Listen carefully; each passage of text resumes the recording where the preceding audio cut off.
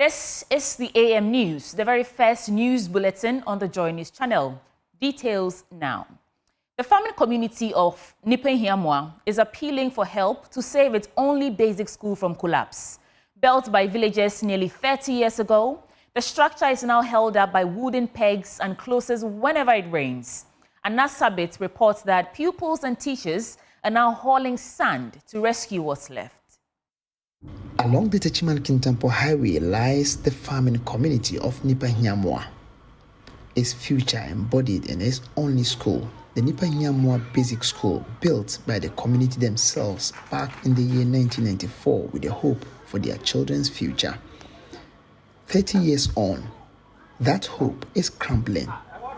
What you see here isn't just an old building. It is a structure being held together by sheer will and these wooden pegs, a desperate measure to stop it from falling down on the pupils inside. Adu Da Costa is the headmaster of the school. This school has been in existence for about 30 years. For some years now, the government has adopted the school. We have a lot of challenges in the school. As we can see from the footage, we have challenge of office, we have challenge of school building. Behind me, these four, classroom spaces, built by the community with these wooden boards, houses from KG 1 and 2 through to primary 6. What they are doing is that they have combined, 2 classes each, KG 1 and 2, primary 1 and 2, primary 3 and 4, and then primaries 5 and 6. This is the situation, and the teachers are not happy. They say the situation is heavily affecting teaching and learning. We do multi-grade. Multi-grade in the sense that class 6 and 5, class 4 and 3, class 2 and 1. That's how we manage things here. We command them. One teacher handling 2 classes is not easy. That one, frankly speaking, is not helping and it's not encouraging, and it does not help teaching and learning.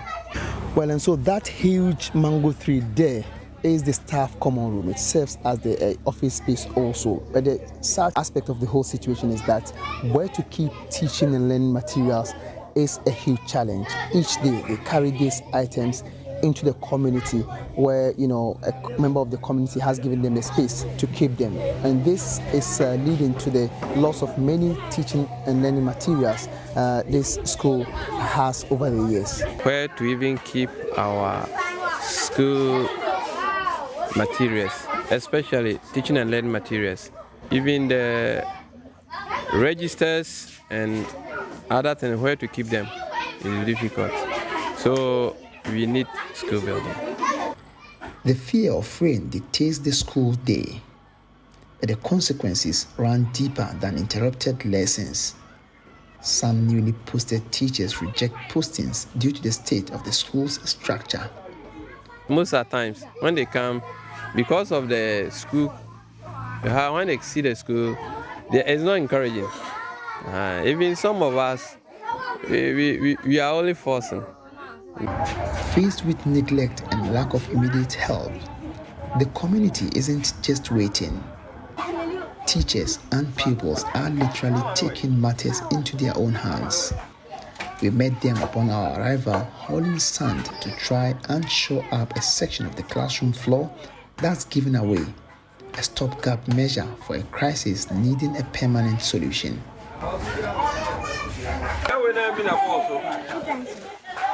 The resilience of Nepama's teachers and pupils carrying sand to save their own classrooms is both inspiring and deeply troubling. This school, built on community hope 3 decades ago, is now a symbol of neglect. The pegs holding it up won't last forever. The people here have an appeal to authorities and philanthropists. Yani ya twendu ya toa ako tunatewa hasa sababu tikesera msin komere onsi school de mai no mboye nkunja no me computer lab ne ensuana e wase yeni computer lab school no se so ta One my quite saw them and I see a coffee. Into as I say, on this school than my office and pipe. We will be very grateful when government put up a nice structure for us. We have never seen some before.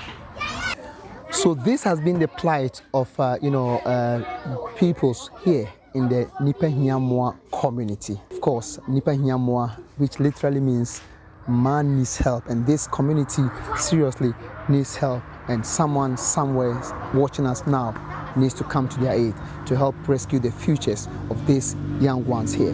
From Nepama, here in the Bogoso region, my name is Anas Sabdi, reporting for Joy News.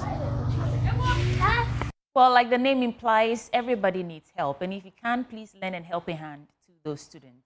Now, let me take you to the Western region, because the once booming Bogoso Prestea gold mine is fast becoming a shadow of its former self. Angry workers and community leaders are demanding urgent government intervention over environmental pollution, unpaid wages, and broken promises. They claim toxic substances are leaking into local rivers, causing illness and threatening livelihoods. In Athalia Kwanzaa visited the mining town and reports. The Bogoso Prestea mine, once a beacon of prosperity, now stands abandoned and the community is bearing the brunt. Mine workers say they have exhausted all channels.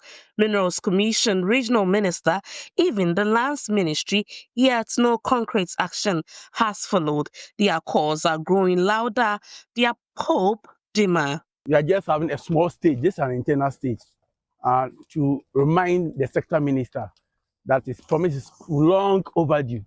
He promised us 2 weeks after his visit. But as we speak now, we are about 1 month, 2 weeks. So we are just demonstrating to the so-called the owners of the company and the sector minister, because we the workers have gone through all the protocols, meetings with MC, MP, regional minister, and even the sector minister himself. So this morning, we are trying to remind him that his promise is long overdue. He should come to the aid of the mine. The mine is dying day in and day out, day in and day out. Amagofibo, sector minister, your children, mine workers, Prestea community, Bogoso, Nananum, everybody is pleading. Come to our aid. Make a good decision to improve the life of the people in the community. But it's not just jobs that are at risk, so is health. Toxic run from the abandoned mine, residents say, is leaking into surrounding streams. The community fears a potential health crisis. A chemical beer or plant hobia and waste piano.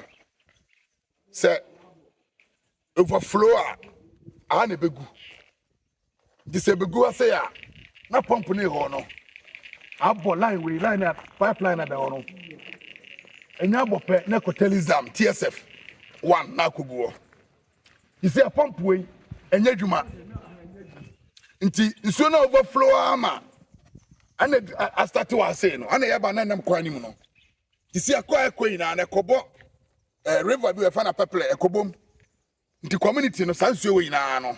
The chief of Prestea Hema, Nana Ntabua Pra, is calling on Environmental Protection Agency to act swiftly before the rains worsen the situation. I also suggest and want to appeal to EP that soon they come around to investigate pollution of streams and rivers around the plant site. Because as the rains have set in, we have had information that there are some drains and ponds that stores some chemicals that are dangerous in affecting our livelihood over there. Now, these ponds for the past 5 months has overflown and entering various streams around the plant site. We appeal that they come to site and investigate and put measures in place so rivers and other streams around don't get polluted and get out of hands, else we may record casualties. Contractors say they too have been abandoned. Many workers under the previous leaseholder, Future Global Resources, and the current company, Heath Goldfields, yet have received no payments. We are contractors for former FGR, and now the so-called Heat Gophers. We've worked for them for so many years, and we've never received any penny. Our minister came to us to promise for 2 weeks to revive the mines. In fact, we'll be in a very tight corner for almost a month and a half this. We've had nothing. We don't know where the company is moving to. As contractors and as community reps, we are struggling and we want to plead with the government. As the sun sets on Prestea's mining dream, the cries of its people echo louder. They are not just asking for salaries or promises, they are asking to live. From environmental fears to economic despair, the people of Prestea say time is running out. They want answers, accountability, and action before it's too late. Moving on, the Minister for Youth and Empowerment, George Opariado, says the National Apprenticeship Program will not be used for political gains. He maintains the initiative is strictly aimed at equipping the Ghanaian youth with practical skills to tackle unemployment and drive national development. In Athalia Kwansa, again from Sekendi Takrade. The National Apprenticeship Program is a flagship youth development initiative targeting skill gaps in the country. The program provides industrial relevant training in technical, vocational, and entrepreneurial areas to improve youth employability and economic productivity. In a stakeholders' engagement with master trainers in the Western region, the minister emphasized that the program is not a political tool but a strategic intervention by government to address youth unemployment and support inclusive growth. We realize that we have a very big skills gap. A lot of our young people fall out of school. We have about 1.5 million young people within the NITS bracket. NITS simply means that not in education, not in training, and not in employment. And the only way we can make them meaningful contributors to our GDP is by giving them the needed skills that they require. That is why we are rolling out this National Apprenticeship Program, to give our young ones the needed skills so that they can become meaningful contributors to our GDP. It is a non-political program. Like I said, when I'm driving in the middle of the highway and I have a best car and I'm looking for an organizer to fix it, I don't ask whether he's NDC or he's NPP. I look for competence. When I'm looking for a dressmaker to make my dress, this shirt I was wearing, the tailor who made it, I don't know which party he belongs to. And so it is that same spirit that we are driving into the apprenticeship program, so that Ghanaians who are well-deserving and are willing and able to learn a vocation or a trade will be given the needed skills so they can help support and develop this country for all of us. Some master trainers raised concerns about taxation and support system, but commended the initiative's potential to empower the next generation with sustainable skills.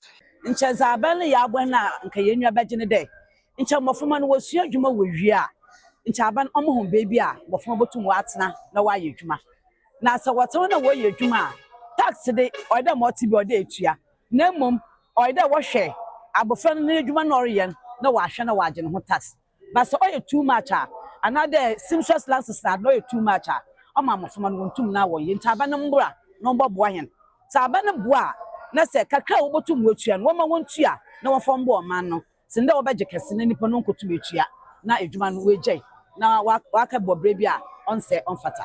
of people who basically need skill in terms of in terms of employment. They need a skill, and skill is one thing that you can't take away from somebody. When someone learns a skill, it stays with them for the rest of their lives. So for somebody to actually come and pay for you to learn a skill, I think for you, like basically to train you a skill for free, it's very good for the society. In other stories, traditional authorities and other stakeholders are being challenged to weaponize education to help bridge the gap between tradition and modern-day advancements to improve African culture. At the Islamic Council Africa Assembly, held by the International Youth Network for the UN Security Council Resolution 2050, the first Vice Chairman of the ECOWAS Islamic Youth Council, Dr. Abdulrazak Touare, urged traditional leaders to empower the youth through education to avoid leaving them at the mercy of violent exploits. We'll tell you more in this report. During the Islamic Council Africa Assembly held at the National Theatre in Accra, the country head of the United Nations Youth Association Ghana, Reverend Dr. Lillian Sally, in her address advocated for more young people to join in the fight for peace. So organizations like ours, this is what we are mandated to do. We promote the Security Council's agenda. So if you're saying that the Security Council, by the name you can tell, security, peace. So our main focus is to ensure that there's peace around us. Every community that anybody seated here, there's peace around that community. How can we achieve those peace? We need everybody to be part of the decision making.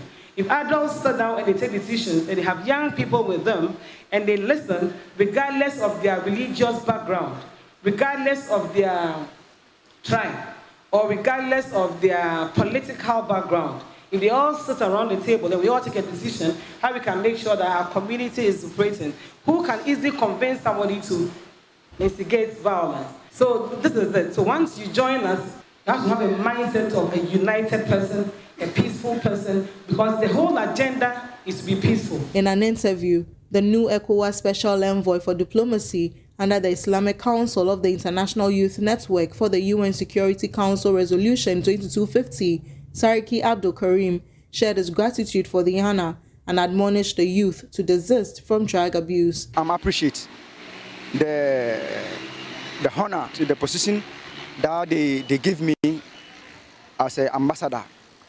I'm appreciating the ECOWAS. My advice for the youth, this drug is coming on becoming serious that we don't know how to put stop on it. You see 18 years, 16 years, 20 years with fresh blood, taking medicine. How can it be possible? Why are you going for this red tramadol? There's one that I can't even mention the name. So we are pleading for the youth to put stop on those things. We are there to help the youth in terms of bringing peace. So we are pleading, since we are here for the peace, it's supposed to be well. Dr. Abdul Razak Toure tasked traditional authorities to bridge the gap between tradition and transformation. As traditional leaders and stakeholders, it is our sacred duty to bridge the gap between tradition and transformation, to open doors, not close them, to hand over wisdom, not walls, to build youth councils, not courts, and to invest in the healing powers of our culture, medicine, and values, not instruments of destruction. From the National Theatre in Accra, Abigail Lisel-Nkrumah reports for Joy News.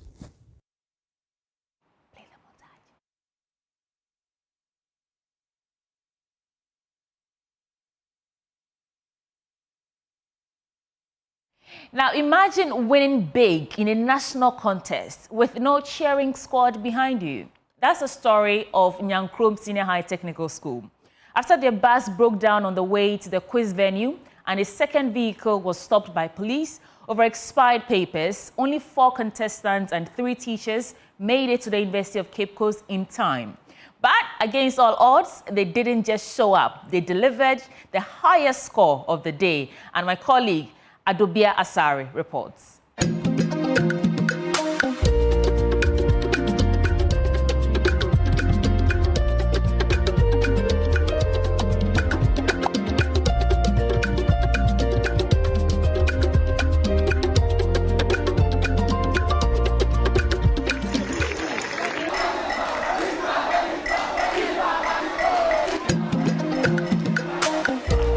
The 2025 National Science and Math Quiz Central Regional Qualifiers are off to a fiery start as schools battle for glory and a place at the National Championship.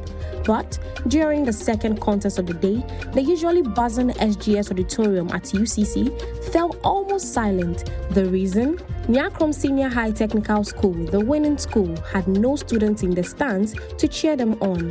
Mechanical and logistical setbacks meant only their contestants and 3 teachers could make it. Our car broke down, so at Ejumakon, and we have to rush and get the contestants here. The program was supposed to start at 11:30, but as 11:30 we're still at Ejumakon. We have to ask a private car to go for them at Ejumako. And unfortunately, on the way, police also stopped the car and said the papers were not good. We have to seek another car to bring them to the venue at 12 o'clock. So it is not easy. It is the doing of the Lord. Despite the hurdle, the school didn't just win the contest, they won the entire day, scoring 64 points, the highest mark so far. We are so grateful to the Lord. It's not our doing, it's God's doing. When mercy speaks, there is nothing like disqualification. History was made when Mankasim SHTS stunned the audience by overtaking Asin State College in the final riddle round, securing 47 points and qualifying for the regional championship for the first time ever.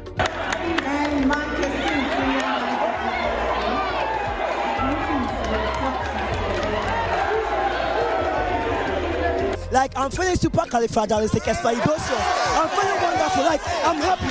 But for Asin State College, it wasn't a total loss. They qualified for the national championship with 45 points and were seen celebrating.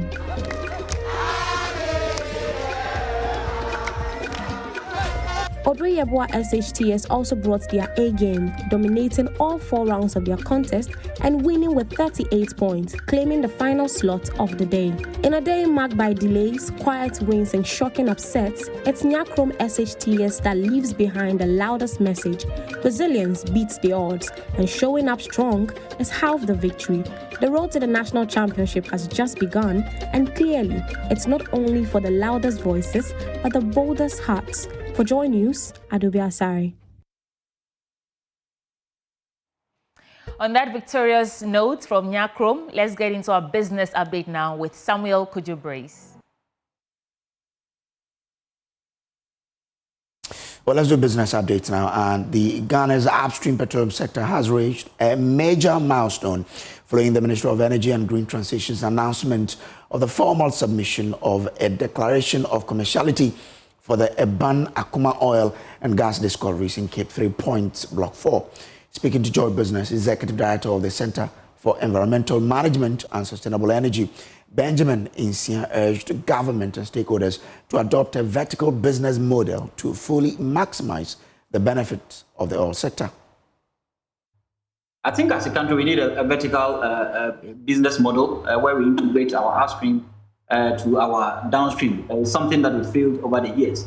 And when we're able to create that particular vertical model, I believe that Ghana will get a full potential of the oil sector. For example, this new discovery is going to increase our output, means that we need to rechannel some of this output to BOST. And when we do that, it means that we are creating jobs and also redirect some products from Thor to the downstream. And that means that we're adding value, and value addition to our product also means creating jobs for the teeming youth who may not have jobs. And also the oil income, we need to critically look at the 919 or 873, which is Petroleum Revenue Management Act. I think that when you look at that particular act carefully, it doesn't do us good because the act mentions a lot of areas that we need to invest in. And these areas, based on PIAC reports, have not yielded the kind of investment we need. I think that we need to have certain specific 4 key areas, whether agro-processing, so that we use the funds from our upstream, direct them to agro-processing or any other infrastructure development or any other investment that will yield job creation as well as promote certain development in our country. Away from that, the Bank of Ghana's gold reserves rose to 32.99 tons at the end of June 2025, up from 32.16 tons in May. Speaking to Joy Business, banking consultant Richmond Etiahene cautioned the government to manage its exposure to the global gold market carefully, warning that a significant drop in prices could lead to substantial losses. As a commodity, you have various factors, the geopolitics. And when we talk about geopolitics, what the Americans did and what the Israelis and the Israelis and the Hamas and the Iranians are doing, they are all geopolitics. And people want to, when there is a tension in the global, people want to hedge in gold. That is another reason why gold has been rising.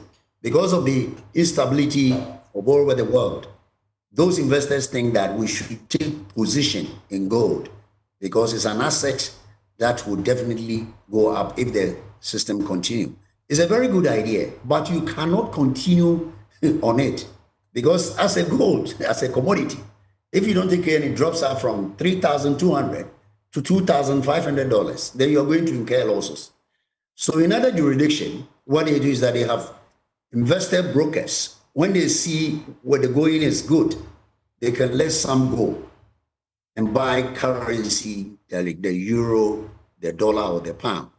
But because of our situation, we have decided to use more to hedge by using the gold.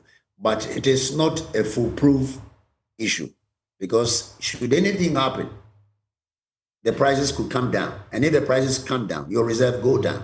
And you may even incur losses, because as you're quoting it today at 3.2, if it drops to 2,500 and you keep the same reserves, you're going to lose an average of $1,000. So that is the problem that we have with this commodity. And that is why people move into the fiat currency.